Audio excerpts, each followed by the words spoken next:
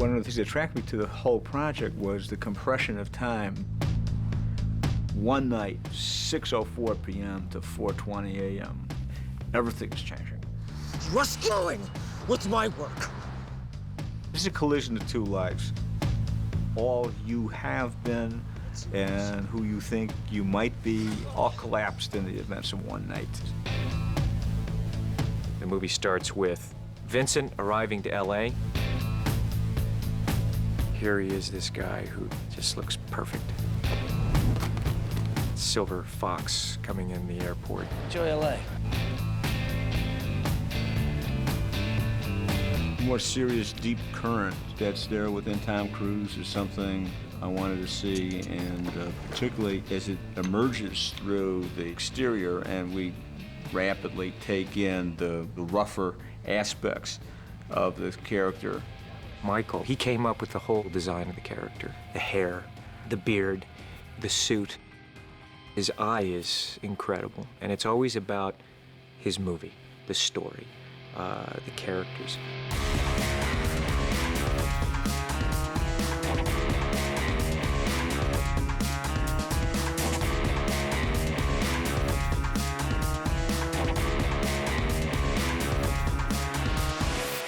Since when was any of this negotiable?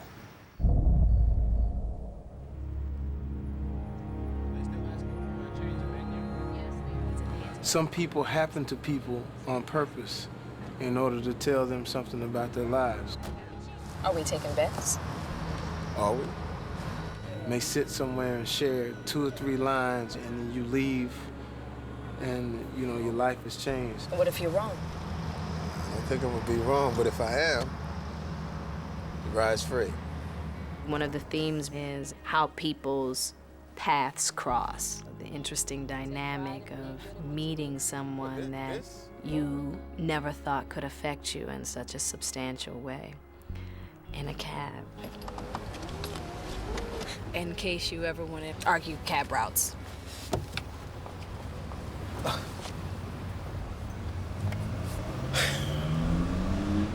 Hey.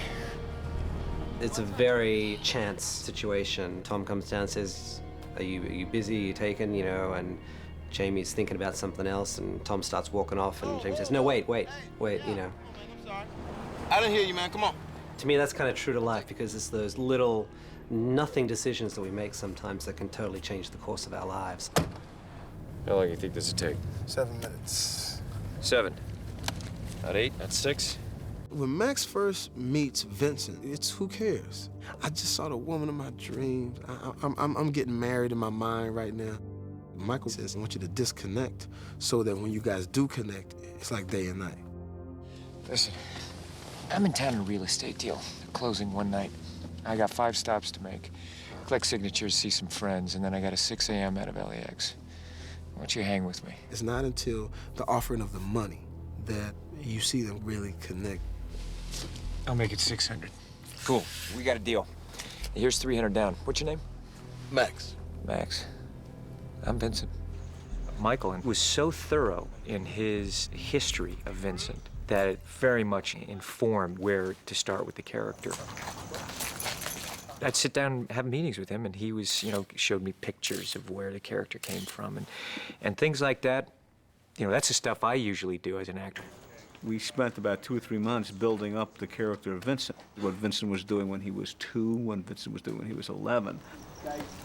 Tom and I had a complete understanding of what Vincent is thinking for every single moment and how it resonates with something in his life growing up in Gary, Indiana, with a mother who died in childbirth, delivering him, and a series of foster homes, none of which is part of the text of this motion picture.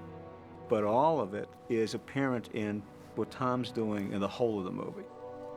As an actor, you spend months getting into the zone to a point where you can just be the character. Michael creates that environment, and then as an actor, you just have to be able to keep creating that character.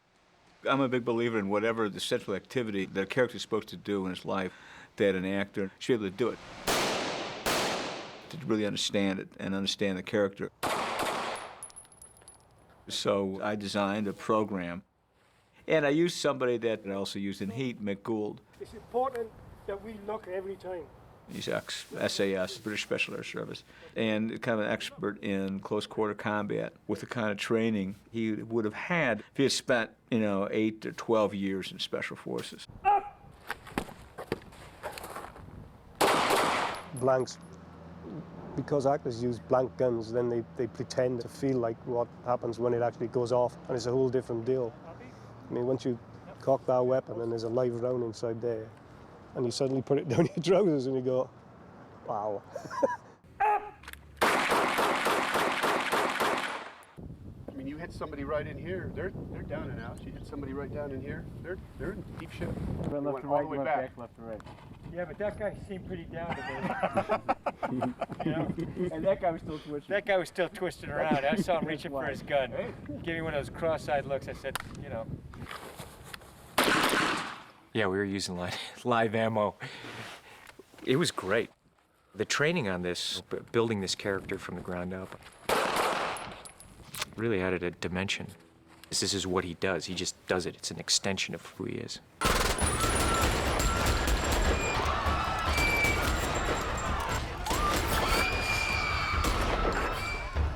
And for the actor then, when he's on a set and he's firing blanks, he does not firing blanks in his mind. He's firing live ammunition. This is really happening. Yo, homie.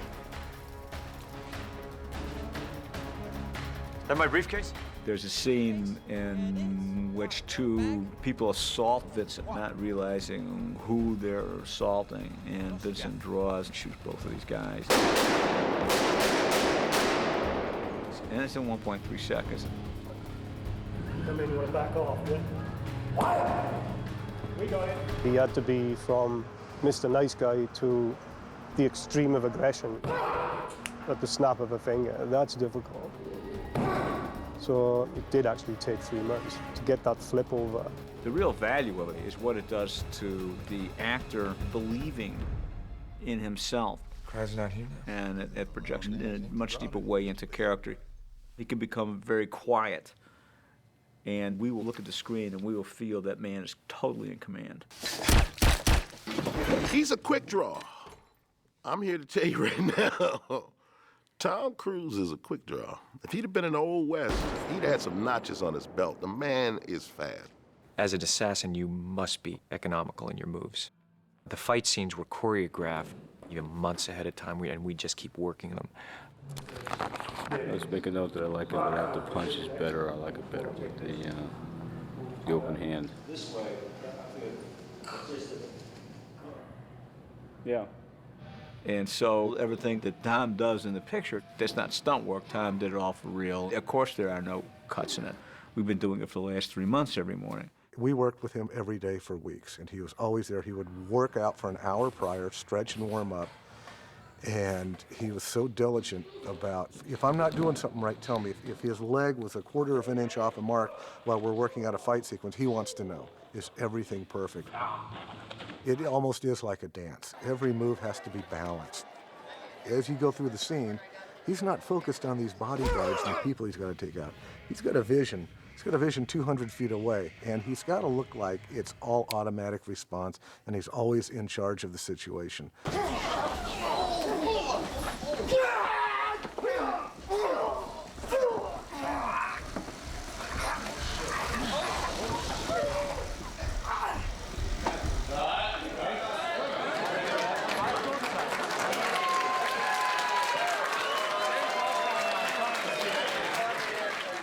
And with Jamie, it was a different thing. Who drives a cab? What kind of people are they? What do they wear? How do they look? The first time I started, so where you from? I was doing this because, you think that's the way you drive the cab. He's like, quit turning the steering wheel like that. If you drive a cab 12 hours a day, 5 days a week, year after year after year, you get to be a pretty good driver. You know how to pass people on the right. You know how to turn. It's kind of the basics of race car training. And we just did that, except with a Crown Vic out of Willow Springs Racetrack.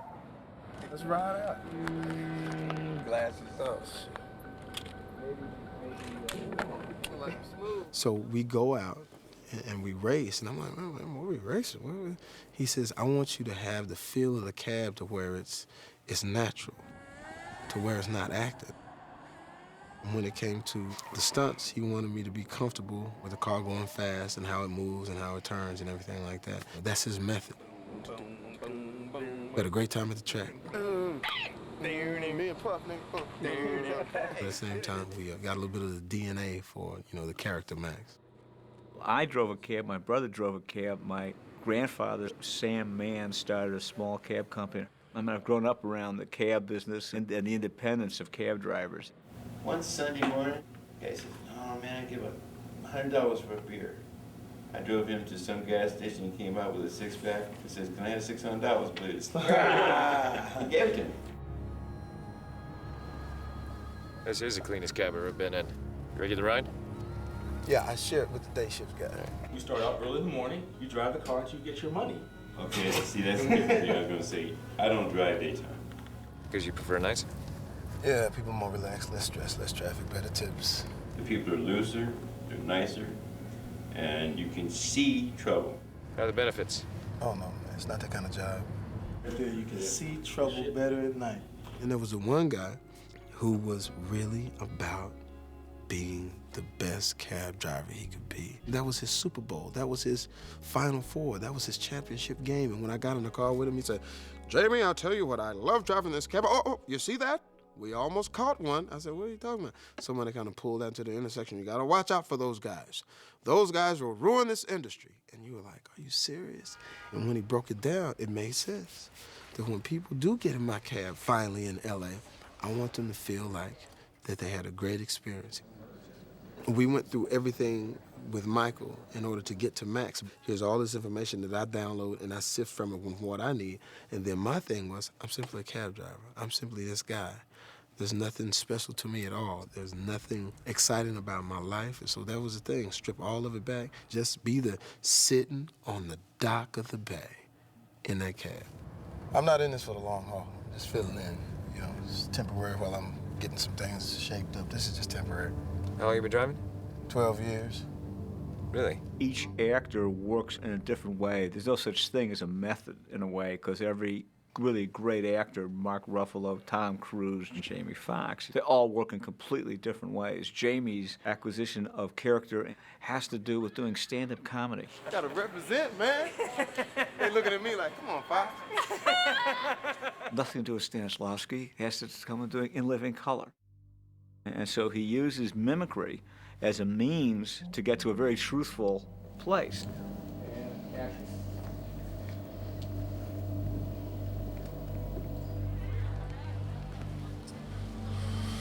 Jamie can watch how you walk or watch how you speak for 5 minutes. Shit happens. Gotta roll with it. Adapt. Darwin. I Ching. And then he'll do exactly what I watched you do 5 minutes ago. I said, "I think you should tell the guy behind me to put his gun away before I take it and beat his bitch ass to death with it." That is really part of having that actor's eye, of being able to observe people. You just see him getting in that character and bring that character to life. We did a sequence outside of Club Fever where we set up some cars. Right on action. Michael Mann says, "Listen, I want you to drive the cab with Tom in the back with no seatbelt. Just drive along the side and scrape the cars and then pull out." Cool. Problem is that the Crown Victorias don't quite handle that well. Go drive! Drive! Drive! And I run head on into a Mercedes with Tom in the back, billions of dollars in the back. Hit the car, wheel spin, car goes all the way up on the curb, bounces away from that, hits the other car. Tom is laughing in the back, man, we're having a great time. But when I get back, they run right past me. "Jamie, are you all right?" "No, I'm not." "Get out of the way so we can get to Tom." Because he's a comedian, you have this preconceived idea that, this is a guy that thinks everything is silly and fun and da-da-da. There's a lot more to Jamie Foxx. I always like to just sit back and listen to him talk. Dark pinstripe suit, elegant, not too flashy, that rules out advertising, plus a top drawer briefcase that you live out of. Anyway, a man gets in my cab with a sword, I figure he's a sushi chef. We meet her in the beginning. She has to make an extremely strong impression on us because we're not going to see her again until very much later. A lot of who Jada is there in her eyes. When she looks up at Max, when he gives her this card, she looks up and her eyes open up, and it just melts me. And I don't know if it affects anybody else the same way, but it just gets me. I gave it up. I gave up years ago, and I just do an all-nighter. And then after the first day, I'm off to the races. Once you roll back to that little, like what you do, you probably never really explain to anybody the duality of I'm afraid and I can't wait to get in the ring. I was really surprised at how thorough the auditioning process was, and I really enjoyed it. I was like, wow, that's what I'm talking about. He spent like an hour and a half with me and really worked me, which I feel should happen, to squeeze out every bit of creative juice that an artist has. I mean, I don't know. We want to start an investigation of a Fortune 500 company or argue a cab route or something. I don't know, just in case. He then had me go spend a day with a couple that he felt would be Annie's parents, right, so that I could understand the background that Annie comes from. And then I spent a couple of days with a prosecuting attorney and just watched how she handled herself in the courtroom, why she wears a skirt versus pants, how much makeup is she wearing, is this a woman who works out? U.S. Attorney's Office. When you are with somebody who really does do this work in life, the answers you get aren't obvious. What kind of anticipatory anxiety did you have before you go into court the night before the first day? And this is a very, very, very tough lady who prosecutes big cases. And she says, well, I usually break down. I doubt myself. I will cry. And then I get myself together and prepare. In the morning when it begins, I'm fine. And then I pull myself together. I rewrite my opening statement, work my exhibits, and that's what I do for the rest of the night. That's my routine. I don't care if you are a character that just says, stop. And that's it. That's your only line. He is going to give you the reason why you said stop, where you're coming from before you said stop, what the psychological background of this person is that would motivate this person to say stop. You guys kind of amble forward right up into where I am. I would want to hear what's going on. If you're going to work with Michael Mann, you have got to be on point, period. We got any witnesses knocking on doors? Stop. I got nothing. Too early. Okay. Too early. I spent hours in training with the guns. I don't ever shoot my gun in this movie, but I'm a crack marksman now. Sometimes people might think, well, that's going a little overboard. Me, as an actress, I know. This is what acting is supposed to be about. No director knows how any other director works. So I've never really been on a set. I have no idea how anybody else makes a motion picture.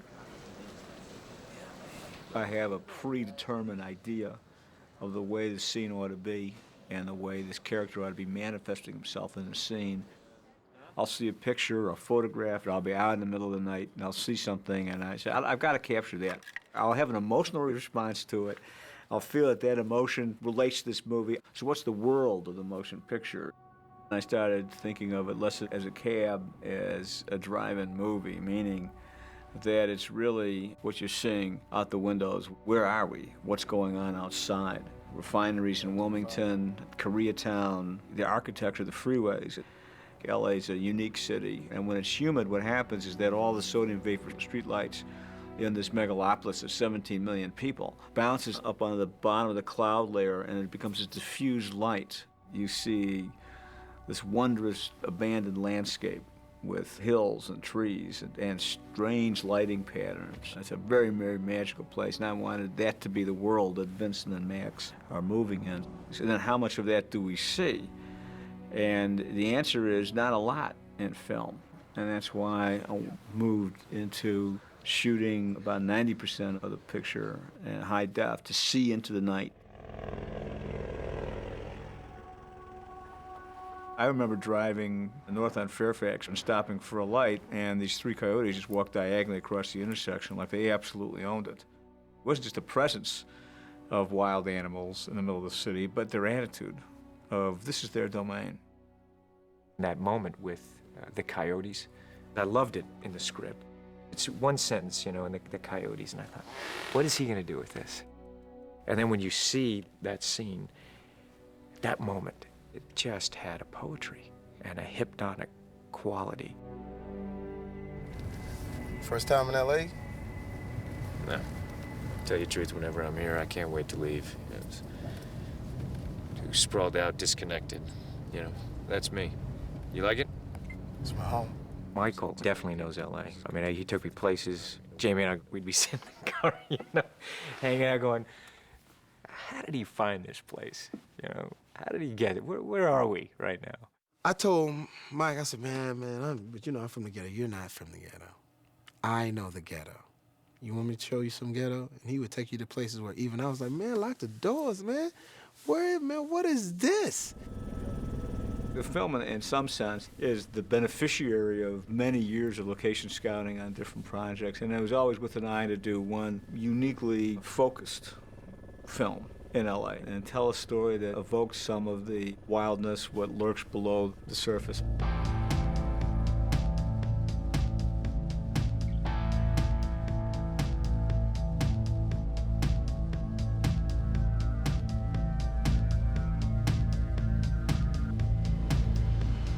You see LA like you've never seen it before. Just the opening shot, when you look at that cab driving out and you see the big paintings on the walls, it's beautiful. He's interested in things like that and has a way to use it in a movie, and it can make it part of the story. There's a lot of murals that we use in the picture, some of which we've actually copied from one place and moved to somewhere else to put it on a wall. So if you stop at a gas station, it's like a tienda, and it's got a whole wall full of murals of vegetables and everything that's sold on the inside. That is Los Angeles. I share the same passion that Michael Mann does. He loves LA. We're shooting a lot in downtown Los Angeles. That is a reoccurring visual theme in the movie, is the downtown skyline. What the hell? The way Michael likes to work, he picks the perfect back alley, the perfect back of the building, the perfect entrance, and it's 10 different buildings, 10 different alleys, and it all merges and becomes seamless. Oh no! Shit! We drop a body on the car from about 3 stories up. It was done with a dummy that was wired into the car. And the effects crew did a fantastic job of rigging it so that the head has to hit the windshield in a certain spot and smash the windshield. We need to keep a car like that exactly as it was when we did the stunt from that moment on. We keep this car, which we affectionately call car number 3, as our hero car for that. I'm pulling you over because your windshield's smashed. I think they have 17 different cabs, and they're all sliced and diced different ways so they can make sure that he gets the shot. It is true that we have 17 versions of our hero taxi, and all of these taxis, the insides are all identical. The entire inside is actually covered with a fabric that is a Velcro accepting fabric, and the whole car is wired so that the right key light exists. And this is the same stuff that's the backing in a cell phone, but it was custom built to be just the right color and temperature of light that our director of photography wanted. This can bend and be placed just about anywhere in the cab because of the Velcro throughout the cab. This is what we call cab number 9. We've obviously removed the motor, and it has a flat towing system here, and air suspension in the front and air suspension in the rear, so that when we place an entire camera crew and all the HD cameras and everything in the engine compartment, and it gives us the ability to shoot directly through the windshield and into the back of the taxi, getting the 2-shot where you'll see both Tom and Jamie. One of the things that's challenging about this show is obviously how do you move around and do interesting things within the taxi, which is why we built what we call the Pope Mobiles. They sort of picked up the name Pope Mobile because of the superstructure around them, reminiscent of the vehicle that Pope John Paul travels in. There are 3 Pope Mobiles, one for shooting from the passenger side, one for shooting from the driver's side, and one for shooting from the front. It's a very, very important set to Michael, the cab, the logo of the cab, how the cab is lit inside, the colors of the cab. There's a cab company here that has kind of those colors. It's kind of a strange lipstick orange. And what's strange about it is that the color, it takes one kind of a sheen under sodium vapor light, which is very yellow, and looks completely different under mercury vapor. Michael wanted to have the orange taxi essentially get the sheen of almost a bluish lipstick. We probably painted 5 or 6 cars entire in an effort to get to it. We sort of drew a line down the middle and painted one half one color and one half another color. And then we probably painted nearly 50 2-foot by 2-foot square samples. And we would take those out on scouts and look at them in different environments, different lights. In the end of the day, we got this one basic color, and then I put a clear coat on top of it, and we floated 5% blue in a clear coat, and the blue vibrated the orange a certain way, and I got what I was looking for. Red light. The movie, it's not an action story. It's a drama with realistic action that works for the story. That's what I liked about the car flip. You're doing it for an emotional reason. Go fuck yourself.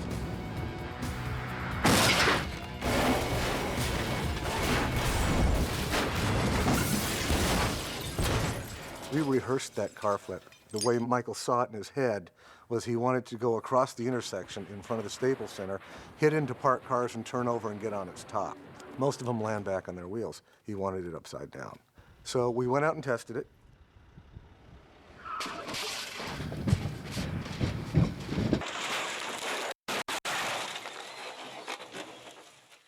And that's exactly the way we shot it on the night. I would change nothing. Everything that I would basically everything on what we did I would also, so I'd change nothing. If I want to board it, and I get if you abort it, once we're about 50 feet from that, it's going to be kind of hard to abort.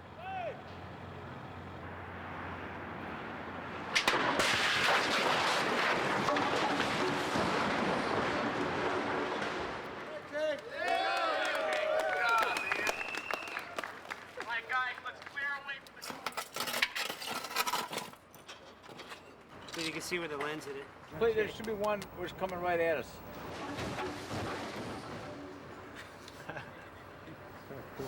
That camera went to Airflex 7. Michael feels that for the reality of capturing the car as it was truly crashed, he wants to actually utilize the cars that were crashed for the rest of the scene post-car crash. It is a big challenge for us. Working with a car that's been through this kind of an accident is very difficult. The frames are bent, the roof is caved in, and a lot of modification has been made for safety. We're going to install a full interior of the taxi, the divider, the seats, all the meters and equipment, as well as add a fair amount of structural support so that when we have Tom Cruise and Jamie Foxx in there, it doesn't squash down on itself. All right, guys, clear the background, please.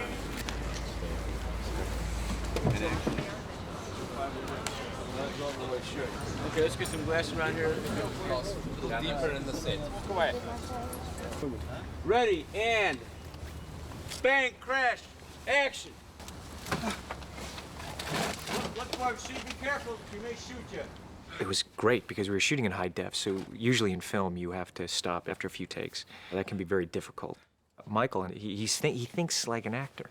So he knows I want longer runs, and he's looking at the way that he shot it in the lighting so we could have long takes and just explore the scene. That works for acting because instead of a 10-minute magazine, and it's always in the middle of a great take that you start running out of film and you have to interrupt the process, we just bang a 1-hour tape in and we could roll for 55 minutes. Yeah, that hurts. That hurts because Michael Mann can take some takes. Because, you know, you wait on, we're out, tape rolled out. Let's go again. When you're working for Michael Mann, you're like, I want to go in there and kick ass tonight, you know, and really do a great job and show Michael what a professional I am, and, you know, I really know my stuff. Ready and action. Action, people in action. You're 75 takes into, you know, 2-page scene on a phone by yourself, and you start going crazy, you know, you lose your shit. We are waiting on that thumb. You know how he does that little... When he does that, let's move on. If you don't get that, it's like, oh, man, we waiting on the thumbs. We waiting on the thumbs. We've been here all night. Can we get a thumb? And once he does this, then everything is cool.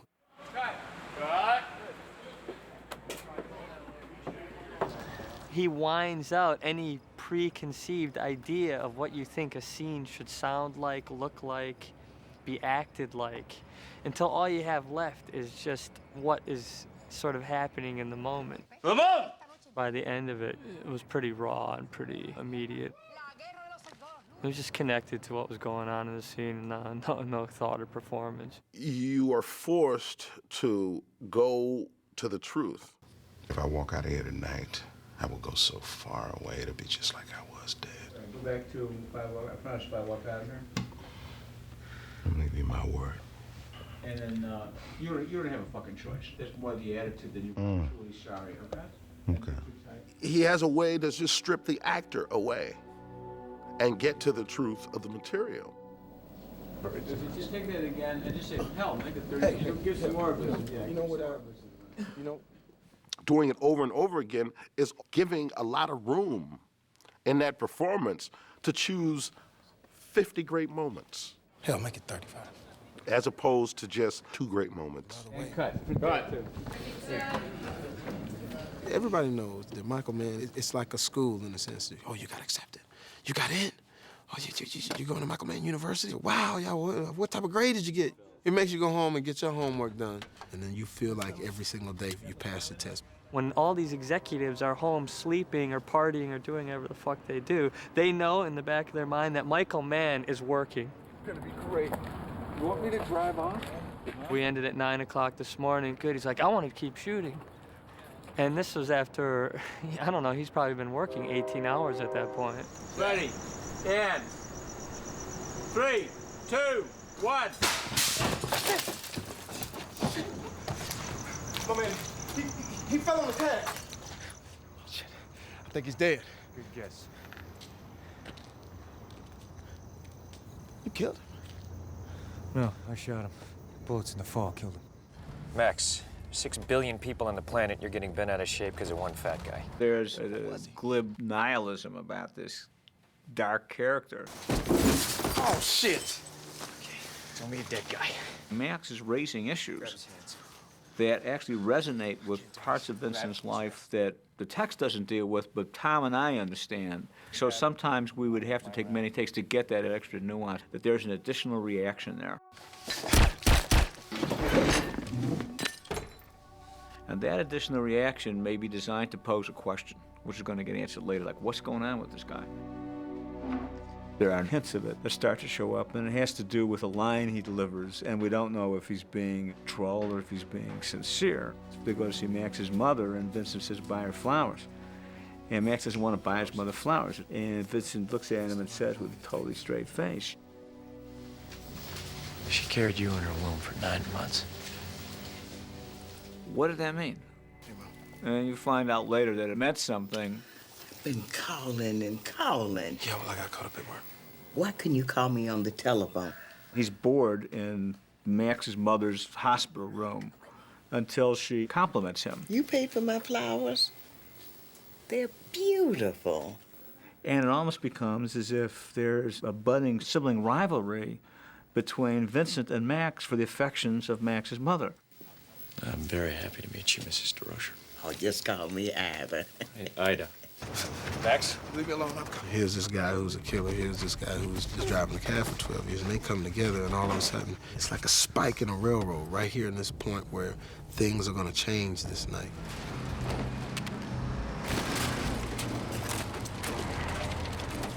Why doesn't he kill Max?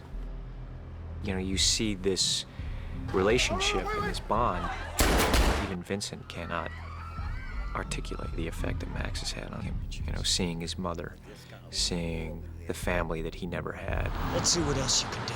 He's falling apart in the movie, really.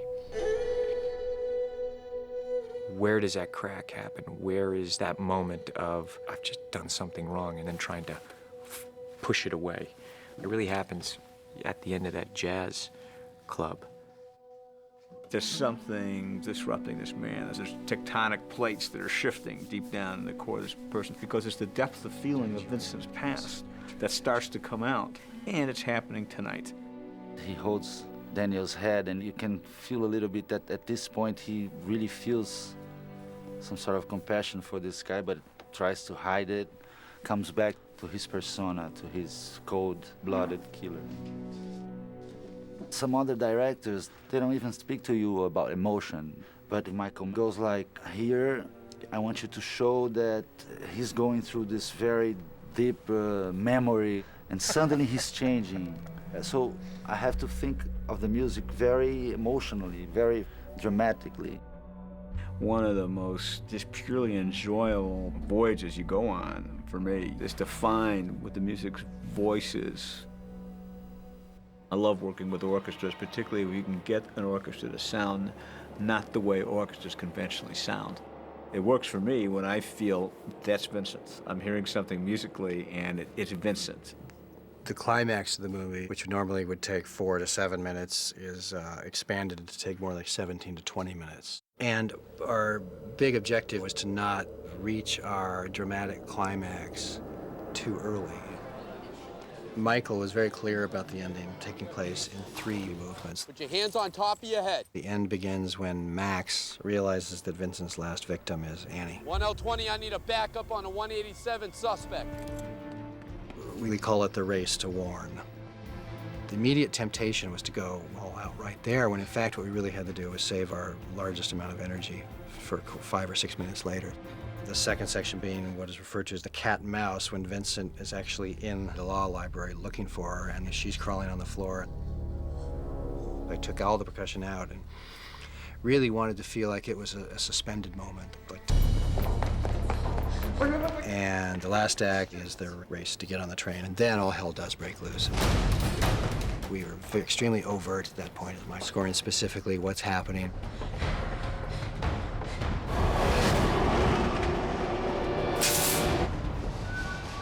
The film, particularly through the last third of it, is very much a cascade. James Newton Howard used percussion in a really interesting way and just maintained a certain relentless energy as one event cascades into another. I do this for a living! Vincent finds himself in the presence of a real adversary in the form of this bumbling cab driver who's never fired a handgun in his life because Max has seen into Vincent. What's with you? As in? The standard parts that are supposed to be there when people in you are. He has truly seen Vincent for who Vincent is.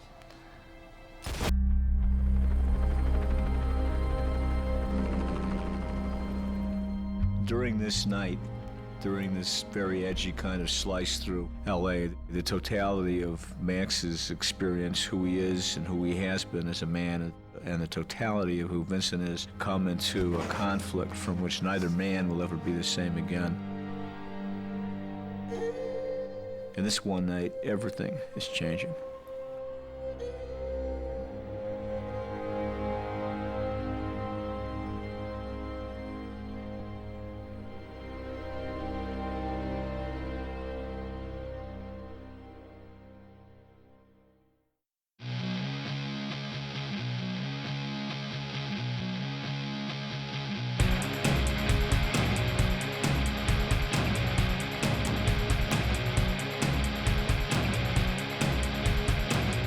I have a certain idea of what I want to capture, and it's probably a certain mood, a certain feeling of LA that's representative of the whole, but in fact is also highly selective.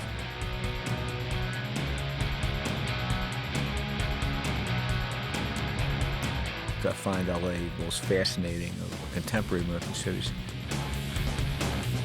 There's a certain sense of heightened expression in the architecture, and there's almost a patina of wear over everything. So that's what I was looking for. I was looking for that used landscape of dreams from a different era.